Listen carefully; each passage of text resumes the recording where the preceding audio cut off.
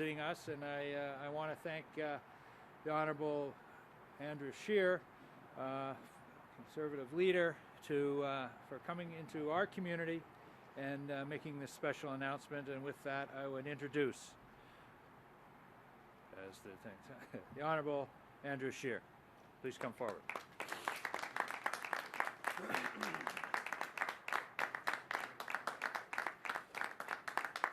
And his beautiful wife.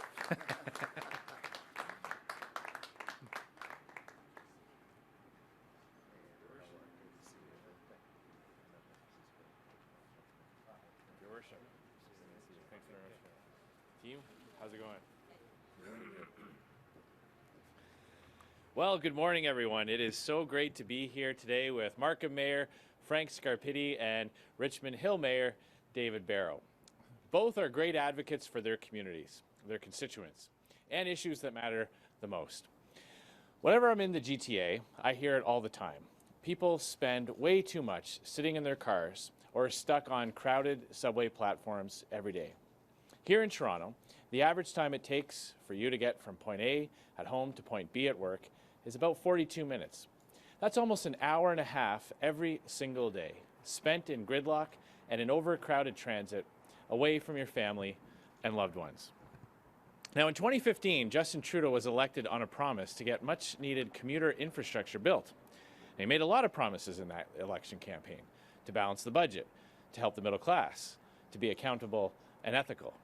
And here we are 4 years later, and Justin Trudeau has broken almost every promise he's made to you. The budget isn't balanced, taxes have gone up, and he's been found guilty of breaking ethics laws not once, but twice. Quite simply, Justin Trudeau is not as advertised. En 2015, il avait fait beaucoup de promesses: équilibrer le budget, aider la classe moyenne, être responsable et éthique. Et nous voilà, 4 ans plus tard, avec Justin Trudeau qui a brisé pratiquement toutes les promesses qu'il vous avait faites. Le budget n'est pas équilibré, les impôts augmentent et il a été reconnu coupable d'infraction à la loi, pas une, mais 2 fois. Justin Trudeau n'est pas celui qu'il prétendait être. His most expensive promise was to spend $187 billion on infrastructure across Canada. He said he would build badly needed projects right here in Toronto. We know Justin Trudeau will do or say anything to get elected. In 4 years, what does he have to show for that $187 billion promise? The Parliamentary Budget Officer states that for every dollar Trudeau promised to spend on infrastructure, he's actually only spent 60 cents. In other words, he's given you the worst of both worlds: massive deficits with virtually nothing to show for it. The PBO even revealed that Trudeau's so-called infrastructure plan doesn't actually exist.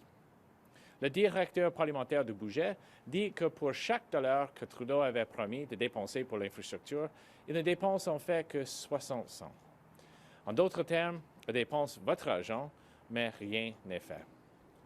Le directeur parlementaire du budget a même révélé que le soi-disant plan d'infrastructure de Justin Trudeau n'existe même pas. Now, earlier this year, the Ontario government asked Trudeau to help pay for 2 new subway projects to get Ontarians moving: the Ontario Line and the Yonge subway extension. But Trudeau refused to commit funding. He refused to commit funding, citing a lack of a business case. Now, not only is that comical coming from the highest spending Prime Minister in Canadian history, but there happens to be a business case. They just won't look at it. As Prime Minister, I will not play politics when it comes to helping you get ahead. For those of you here in the GTA, that means a new Conservative government will work with the provincial government to get shovels in the ground for these 2 critical projects. The Yonge subway extension will extend that line 7.4 kilometers, connecting Toronto to Markham, Vaughan, and Richmond Hill, one of the fastest growing regions in the province. It will replace the 2,500 bus trips per day that service this part of Yonge Street, helping to reduce greenhouse gas emissions. But we won't stop there. We'll also help build and fund the Ontario Line and make sure that that gets built. This 15-kilometer project will connect you with work, friends, family, and reduce travel times across Toronto with a critical east-west and north-south route. The Ontario Line will have more frequent trains and 30% more capacity than the current Yonge Line. And getting shovels in the ground will create thousands of construction jobs for years, providing lasting benefits for Ontario. These are the types of projects that will deliver real relief to everyone who drives and takes transit in the GTA. It's about time you had a government that gets shovels in the ground, gets projects built, and works for you to get ahead. These projects are part of a new Conservative government's plan to prioritize infrastructure projects across Canada that reduce commute times. When it comes to deciding where money goes, we'll put in place a simple criteria. One simple question: will this project reduce commute times? Other projects across Canada include the Third Link across the St. Lawrence between Quebec City and Lévis. Les autres projets partout au Canada sont entre autres le troisième lien sur le Saint-Laurent entre Lévis et Quebec, and the George Massey Tunnel replacement in Vancouver. We will work with provincial and territorial governments to build these projects at the right price on the right timelines. And we will continue to fund all projects promised and committed to by the previous government. Nous allons travailler avec les gouvernements provinciaux et territoriaux pour réaliser ces projets au bon prix et à temps. Et nous allons continuer à financer tous les projets promis par le gouvernement précédent. What's more, as Prime Minister, I will get rid of Justin Trudeau's infrastructure bank. After 4 years, let's call it for what it is, a $35 billion failure.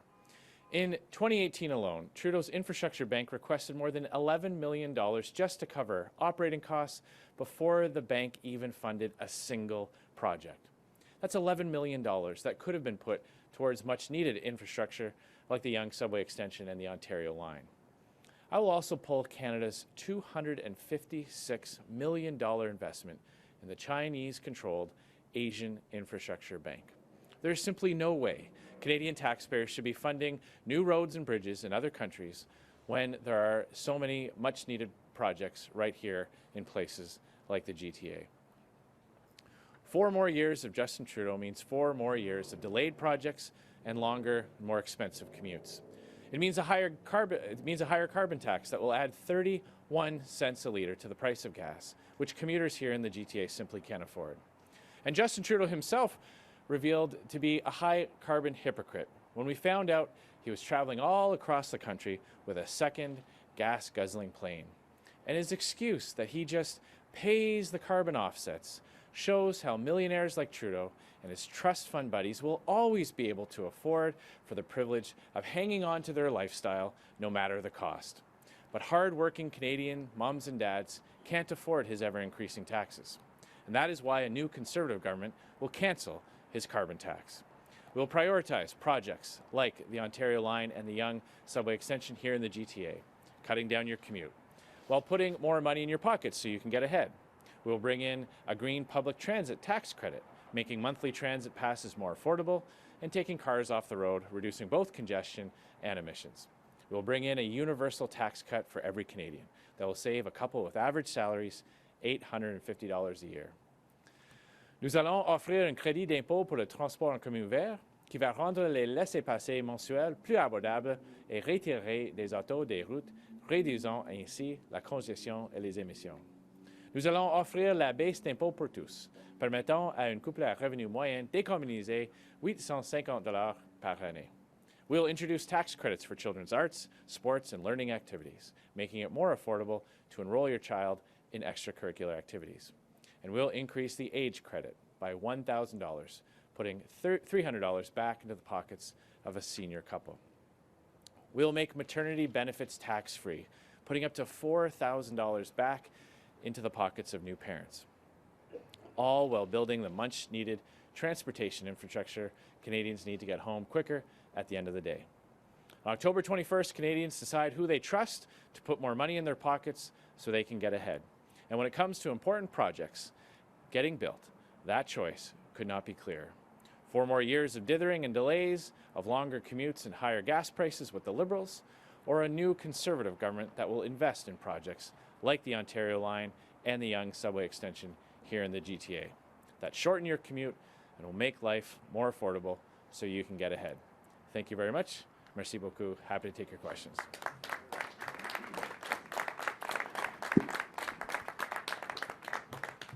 Good morning, Mr. Scheer. Kevin Gallagher of CTV National News. Last night's debate was a different format, of course. Many viewers were looking to hear the best, policy options from the different leaders. Do you feel that last night was a good showcase for policy within that debate? Well, I wish the format would have allowed for a more direct one-on-one exchange between myself and Justin Trudeau. I believe that Canadians would have liked to see me explain my policies and him defend his. Unfortunately, the format did not really allow for a lot of that. I am satisfied that I did take many opportunities to articulate to Canadians the positive benefits of our platform, the universal tax cut, the home renovation tax credit for green investments in your home, the public transit tax credits for kids' sports and activities. But obviously, I wish I had more time to go directly back and forth with Mr. Trudeau. Oui, j'étais déçu que je n'ai pas eu beaucoup des opportunités pour les échanges directs avec Justin Trudeau. Je suis satisfait que j'ai utilisé l'opportunité pour articuler les annonces que nous avons faites, comme le baisse d'impôt pour tous, $850 pour tous les contribuables, le crédit d'impôt pour les activités pour les enfants et les choses comme ça. Mais ça, c'est le format et maintenant, c'est aux Canadiens de décider. On a un autre débat. I will say I wish Justin Trudeau had participated in the two previous debates that were scheduled. One was canceled when he refused to show up, and of course the McLean's debate that he skipped out on. That I think would have given Canadians other opportunities to see the leaders debating, but that was the choice he made. Given the time constraints that you're talking about, what was the strategy behind attacking Mr. Trudeau on his blackface scandal in your opening overture rather than hammering home some of those policy points you want Canadians to know about? Well, as I mentioned, I think many Canadians were frustrated that he skipped out on the first two scheduled debates. And like millions of Canadians, I've just become incredibly frustrated with him being so completely fake and phony and saying one thing and doing another and pretending to be someone that he's clearly not. And I wanted to set that, I wanted to articulate that early on because I share the frustration of millions of Canadians who cannot trust anything Justin Trudeau says because of his inability to tell the truth. Oui, comme les millions de Canadiens, je suis tanné avec les mensonges de Justin Trudeau et c'était la première fois que j'ai eu l'opportunité d'avoir un débat face à face en anglais. Alors, j'ai expressé les frustrations de les millions de Canadiens qui sont tannés de les mensonges de Justin Trudeau. Philippe Vincent Fossé de Radio-Canada. Sur la loi 21, juste revenir sur ce qui s'est passé hier. Yves-François Blanchet revient à la charge ce matin encore en disant que Alain Reyes défend la loi 21, veut protéger la loi sur la laïcité. Est-ce que c'est bien le cas? Est-ce que vous et votre lieutenant du Québec avez la même position? Les deux, vous êtes contre, mais vous ne ferez rien? Ou il est pour, mais on s'entend qu'un peu comme l'avortement, on n'en parle pas puis c'est fini? C'est clair, mon équipe et moi, nous avons la même position. On ne va pas intervenir dans ce cas. On ne va pas intervenir. Point final. J'ai une question plus personnelle pour vous. Vous êtes contre l'avortement, mais vous ne voulez pas y toucher. Vous êtes contre la loi 21, vous ne voulez pas y toucher. Est-ce que c'est important, les convictions en politique? Parce qu'on n'a pas l'impression en ce moment que vous défendez vos convictions.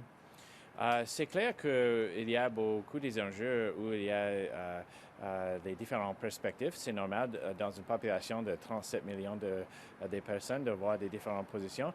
Je dois être le premier ministre pour tous les Canadiens et Canadiens et j'ai fait un engagement très clair qu'on ne va pas réouvrir les débats sur les enjeux sociaux comme ça. Hi, Mr. Scheer. Tom Perry with CBC. Your campaign's been pushing a story that the Liberals want to put a tax on home sales, on capital gains. The Liberals say that's not true. It's not going to happen, not in their platform. You showed last night that you can go toe-to-toe with Justin Trudeau. So why do you feel you need to keep pushing this idea that they say is not true?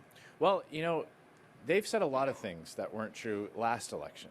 They said a lot of things that ended up being false, and Justin Trudeau continues to tell things that aren't true. I mean, last night in the debate, he continued to deny the allegations in the Globe and Mail story relating to the SNC-Lavalin scandal, even though those have been proven to be true. We have audio tape from Michael Wernick, we have Jody Wilson-Raybould's testimony, we have the findings of the Ethics Commissioner. This was a policy proposal that their star candidate, their so-called housing expert, proposed. It was under this Liberal government, a directive for Revenue Canada, to start tracking sales of principal residences for Canadians. So I believe that Canadians are right to be concerned that this is something that the Trudeau Liberals will pursue if they are re-elected. So if you're telling voters they can't believe Justin Trudeau when he says he won't tax their homes, why should they believe you when you say you're not going to infringe on the rights of women to choose or on LGBTQ rights? Because I've always held the same position on our engagement, our promise not to reopen these issues. The laws and access on that issue have not changed for 30 years under Conservative or Liberal Prime Ministers, that they will not change when I'm Prime Minister. But if they can't trust Justin Trudeau, why Because should Justin they trust Trudeau says things that aren't true. He has a track record of lying. He has a track record of saying things that he knows to be false, and he has a track record of breaking promises. That's why. Hi, Mr. Chair. Mercedes Stevenson, Global News. Yesterday, your campaign put out a release questioning why Justin Trudeau left Point Grey School. You said he'd have a chance to answer for it in the debate. You never asked the question. Why didn't you ask the question, and what was your campaign trying to insinuate? Well, on that, like the SNC-Lavalin scandal, his story has changed multiple times, and we believe that he might have used that opportunity to come clean with Canadians. Why would his story changing matter? What are you trying to insinuate might have been behind We're not it? making any insinuations. We're just asking why he can't keep a story straight. On ne fait pas les insinuations, justement on pose la question pourquoi ces raisons changent chaque jour. Hi, Mr. Scheer. David Cochran with CBC News. We've sent these questions to your campaign, but we have yet to get even an email acknowledging they've been received, so I'm going to put them to you directly. We're trying to determine what role, if any, a longtime Republican operative named Mike Roman is playing in your campaign, either officially or unofficially, and what role does Matt McBain have in your campaign? I can have people get back to you on that. As you know, we have hundreds of volunteers from all over the country who have worked in different campaigns at different levels, and like all other parties, they have experience working on other campaigns. So are they working with you or not? Sorry, I don't want this to count as my follow-up. Are they working on your campaign, yes or no? Yeah. Well, as I said, we have hundreds of volunteers from all across the country who have a wide variety of experiences at different levels on campaigns like other parties do. Okay, so you obviously know what their experience is. You've referenced that. They, along with Georgianne Burke, who we know is working on your campaign as your targeted riding coordinator, they have experience working with the Trump campaign. How should Canadians interpret people who have played senior political roles with the Trump campaign potentially playing a role in your campaign? As I said, we have hundreds of volunteers with lots of different types of experiences at different levels campaigning, as other parties do, from all over the country. If you want to make comparisons between Canadian politicians and Donald Trump, let's look at who fired his Attorney General for not doing what he wanted. Justin Trudeau fired his Attorney General when he didn't get the answer he wanted. He then shut down investigations into his corruption and lashed out and threatened to sue people who were standing up to him. He threatened to sue me for telling the truth about his scandal and corruption. So if Canadians want to look and see who's following a playbook from U.S. politics, it's quite clear that's Justin Trudeau. Andy Blatchford, Canadian Press. Mr. Scheer, how would you describe the state of the global economy, and which economic indicators are you watching to determine whether Canada is headed for a recession? Well, obviously, there are a lot of troubling signs around the world. Anytime you see a streak of protectionism go through the world, as we saw with the United States and other countries as well, that always has a negative impact on global growth. As a conservative, I believe in free and open trade being the best way to increase prosperity and help all economies around the world prosper. I also look at foreign direct investment, and I noticed that over the past over the Trudeau years, that number has fallen, especially in the energy sector. So there are certainly troubling signs on the horizon, which is once again a reason for Canadians to be very concerned about the massive deficits that Justin Trudeau has been running, because he has taken away the flexibility for Canada to react in the event of a downturn by saddling us with almost $70 billion of new debt and the cost that comes along with that debt. So as Prime Minister, how would you react in a downturn or a recession that could be coming? Well, we have to make Canada the type of place that people want to invest in. And that means canceling the carbon tax. It means lowering taxes for Canadians. It means getting back to balanced budgets so that less and less of your tax dollar goes to banks and bondholders servicing that debt charge, and more of it can go into better services and into tax cuts, which will help individual Canadians and also the economy as a whole. Hi, Mr. Scheer. Arjun Ram, CBC Kids News. Welcome aboard. Thank you. We met at the Raptors parade, actually, which was one of the greatest moments of my life. We got a right. photo, which was Yes, amazing. yes. Unfortunately, My daughter was with me. Oh yeah, great way to celebrate the title. Yes. Unfortunately, it ended in a sour way with the shooting, and I was scared and terrified, as so were many kids. As Prime Minister, what would you do in order to strengthen our gun laws? Well, thank you very much for that question. Great to see you here today. Hope you enjoy the day with the campaign and with the media. Fortunately, because the parade had taken so long, my daughter and I had left before that happened, and I can't imagine what that would have been like for you and other young people who were there to celebrate such an historic victory, such a great thing for our city and our country, for sports fans all across Canada. It's incredibly important that everyone who's gathering for public events, walking home from work, taking their kids to the park, can do so without fear of drive-by shootings, fear of gang activities. Our plan for a safer Canada goes after the gangsters and criminals. We're going to invest in new resources to help our border service agents get more illegal guns that are coming into Canada. We're going to make gang members face more serious penalties. We're going to end the practice of revolving door for bail, keeping known gang members in custody longer. And we're going to name criminal organizations as gangs so that prosecutors don't have to keep proving the same thing over and over again. How can you reassure kids such events won't be repeated? Well, by going after the gangsters and the illegal firearms, that is the best way to reduce the likelihood of these types of things happening in the future. Police experts from across the country have said that the problem with shootings in our large cities is gang-related. So going after the gangsters means less likelihood of those things happening in the future and a more safer community. Thank you. Thank you very much.